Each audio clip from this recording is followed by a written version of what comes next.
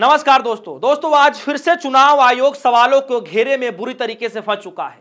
आज एक बार फिर से बड़ा खुलासा हो गया है दोस्तों।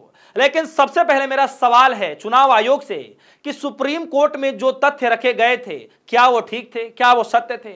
और अगर चुनाव आयोग या फिर चुनाव आयुक्त ज्ञानेश गुप्ता ने अदालत में अगर ये सच नहीं रखा तो इससे बड़ा अपराध क्या हो सकता है दोस्तों? याद कीजिए दोस्तों कि किस तरीके सुप्रीम कोर्ट के अंदर चुनाव आयोग ने कहा था एसआईआर प्रक्रिया को लेकर कि ये किस तरीके से ये इस पूरे पैटर्न को लाया गया है।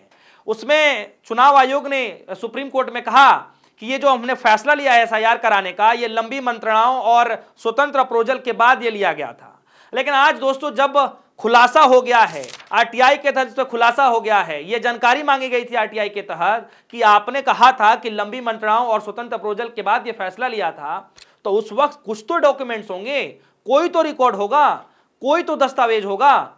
ये सवाल पूछा गया था आरटीआई की तरफ से। तो जानते हैं दोस्तों कि आरटीआई की तरफ से जब सवाल पूछा गया था चुनाव आयोग ने क्या जवाब दिया। मैं कुछ ही देर में आपको बताने जा रहा हूं, बताऊंगा मैं आपको। साथ ही मैं ये भी बताऊंगा कि अंजलि भारद्वाज जिन्होंने ये आरटीआई लगाई थी वो खुद क्या कह रही हैं और उन्होंने क्या क्या सवाल पूछा है दोस्तों। नमस्कार दोस्तों, आप देख रहे हैं DS4 न्यूज।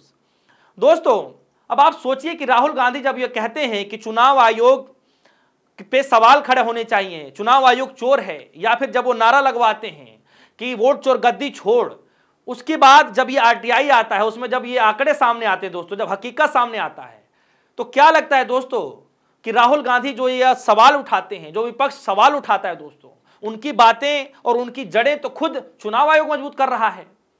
एक तरफ ज्ञानेश कुमार राहुल गांधी से एफिडेविट की मांग करते हैं, लेकिन वही बात, वही सेम पैटर्न, वही सेम खुलासे जब बीजेपी पार्टी के नेता करते हैं तो उनसे कुछ नहीं मांगा जाता है अनुराग ठाकुर से। मतलब ये दोहरा मापदंड क्यों अपनाया जा रहा है दोस्तों? चुनाव आयोग ऐसा क्यों कर रहा है?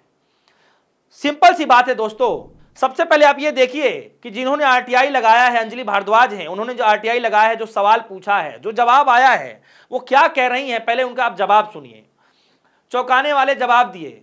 यह बताने वाली कोई फाइल ही मौजूद नहीं है कि पूरे देश में स्पेशल इंटेंसिव रिवीजन यानी एसआईआर कराने का निर्णय कैसे लिया गया और चुनाव आयोग ने इसे कैसे मंजूरी दी। चुनाव आयोग ने अपने हलफनामे में जिस स्वतंत्र मूल्यांकन यानी इंडिपेंडेंट एप्रिसिएशन का हवाला दिया था उसका कोई रिकॉर्ड ही नहीं है दोस्तों। जब बिहार के सन 2003 की मतदाता सूची संशोधन यानी रोल रिवीजन से जुड़े आदेश या फिर दिशा निर्देश जब मांगे जाते हैं तो आयोग सन 2025 का आदेश भेज देता है दोस्तों। आखिर चुनाव आयोग क्या छुपा रहा है? ये वाक्य जो मैं पढ़ रहा हूं, ये जो एक्टिविस्ट हैं, जो आरटीआई एक्टिविस्ट कही जाती हैं, अंजलि भारद्वाज, उन्होंने ये ट्वीट करते हुए लिखा है दोस्तों। क्योंकि जो जवाब आया मैं आगे आपको जवाब भी बताऊंगा कि आरटीआई में जवाब क्या है दोस्तों।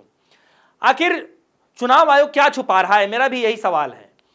अब आरटीआई जो आया है दोस्तों उसको आप देखिए कि उसमें क्या क्या सवाल पूछा गया है। आपके डिस्प्ले स्क्रीन पर, बड़ी बड़ी डिस्प्ले स्क्रीन पर आप जरा देखिए इसको, देखिए किस तरीके से। पहले मैं ऑलरेडी इसको हिंदी में बता चुका हूं, लेकिन फिर भी जो आरटीआई में जवाब आया है जरा आप इसको देखिए, इंग्लिश में है, मैं आपको दिखाना चाहता हूं। ऊपर जो है आरटीआई आस्क्ड क्वेश्चन, जो ऊपर लिखे गए हैं सब कुछ जो है इसमें बताया गया है, पूछा गया है कि आप इसको कॉपी सबमिट कराइए, हमें कॉपी चाहिए, इस तरीके से इसमें आरटीआई मांगा गया था। लेकिन इसमें जो जवाब आया है दोस्तों कि किस तरीके से इसमें एक लिंक दिया गया है, और लिंक देने के बाद अगर आप दूसरी पेज में देख रहे हैं तो इसमें लिखा गया है कि please provided a copy of order and notification vide which the intensive revision of electoral rolls was carried of the Bihar in 2023। तो ये जो है मांगा जा रहा था, पूछा जा रहा था। और जो जवाब आया दोस्तों देखिए नीचे क्या जवाब आया है। In this regard you may refer to the commission wide order dated 24/6 सन 2025। The link of the said order is given below. ये लिंक जो है दोस्तों दिया गया है और इसमें पहले भी आप देख सकते हैं इसमें लिंक बताया गया है दोस्तों। तो ये जो लिंक जो दिया गया है दोस्तों, सबसे बड़ी बात है दोस्तों कि इस लिंक को भी ऐसा बताया जा रहा है कि ये खुलने योग्य नहीं है। मतलब जो लिंक दिया गया है वो खुलने योग्य भी नहीं है, ऐसा जो है अंजलि भारद्वाज जी का कहना है। और सबसे बड़ी बात है यहाँ पर दोस्तों कि लिंक भी नहीं खोलने दिया जा रहा है। जो इंफॉर्मेशन मांगा जा रहा है उसमें कोई दस्तावेज नहीं है दोस्तों। यानी चुनाव आयोग अपनी जो प्रक्रिया है उसको कहीं ना कहीं छुपाते हुए नजर आ रहा है। आरटीआई के जरिए निकले जवाब ने चुनाव आयोग की एक तरीके से देखा जाए तो पोल खोल कर रख दिए दोस्तों। सोचिए जिस फैसले से स्पेशल इंटेंसिव रिवीजन एसआईआर लागू किया गया है उसके पीछे कोई फाइल ही मौजूद नहीं है, बताइए। तो दोस्तों सवाल उठता है कि बिना दस्तावेज बिना रिकॉर्ड के चुनाव आयोग ने ऐसा बड़ा फैसला कदम कैसे उठा लिया, मतलब इतना बड़ा कदम कैसे उठा लिया, इतना बड़ा फैसला कैसे ले लिया दोस्तों, और किसके दबाव में लिया। सबसे हैरान करने वाली बात यह है दोस्तों कि जिस इंडिपेंडेंट अप्रेजल का हवाला चुनाव आयोग ने सुप्रीम कोर्ट के अंदर अपने हलफनामे में दिया था, उसका भी कोई लिखित रूप में सबूत नहीं है। यानी अदालत में कुछ और कहा जाता है, आरटीआई में कुछ और निकल करके आ रहा है दोस्तों। आखिर ये चल क्या रहा है। यहां तक कि जब बिहार की सन 2003 की वोटर लिस्ट रिवीजन की गाइडलाइंस मांगे गए तो उसमें भी यह कहा जा रहा है कि चुनाव आयोग ने बड़ी चतुराई से सन 2025 का ऑर्डर थमा दिया। बताइए ये क्या चल रहा है। सवाल सीधा है कि सन 2003 के दस्तावेज छिपाने की आखिरी मजबूरी क्या हो सकती है दोस्तों, पूरी दस्तावेज देने की मजबूरी क्या हो सकती है। अंजलि भारद्वाज क्या कह रही हैं, वो तो यही कह रही हैं कि सन 2003 की गाइडलाइंस इसलिए जरूरी है क्योंकि आखिरी बार यही प्रक्रिया तब हुई थी और अब 25 में हो रही है। अगर वो सामने आ जाते तो यह साफ हो जाता कि जो सन 2025 में जो दिशा निर्देश बनाए गए हैं वो कितना जो है अपारदर्शी है, कितना जो है पारदर्शी है, या फिर इसमें कुछ गड़बड़ी है, क्या कुछ हो सकता था, लेकिन नहीं दिया जा रहा है। तो दोस्तों सोचिए कि खेल कितना बड़ा होते जा रहा है। कोई फाइल नहीं है, कोई रिकॉर्ड नहीं है, गाइडलाइंस भी दबाई जा रही हैं।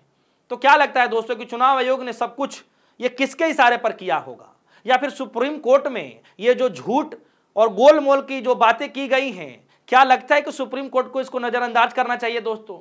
और सबसे बड़ा अहम सवाल तो ये है कि क्या अदालत की अवमानना नहीं की गई है। कानून की भाषा में इसको कंटेम्प्ट माना जाता है।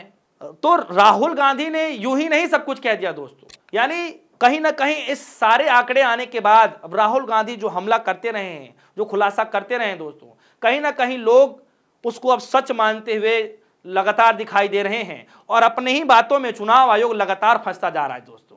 एक तरफ राहुल गांधी साफ तौर पर कहते हैं कि चुनाव आयोग चोर है, लगातार कहलवाते हैं कि वोट चोर गद्दी चोर, और आरटीआई से मिले जवाब ये धरातल से लेकर जमीनी से लेकर के ये सब कुछ पुख्ता मजबूत कर रहे हैं राहुल गांधी जी की उन बातों को लेकर। दोस्तों जाते जाते इन 3 बिंदुओं पर मैं आपको बताना चाहूंगा कि या तो चुनाव आयोग कोर्ट से झूठ बोल रहा है, या बिना किसी प्रक्रिया के मनमर्जी से फैसले ले रहा है, या फिर फैसले कहीं और से लिए जा रहे हैं और सिर्फ इसको रिप्रेजेंट किया जा रहा है चुनाव आयोग के द्वारा दोस्तों। तो दोस्तों कई सारी चीजें एक साथ निकल करके आ रही हैं।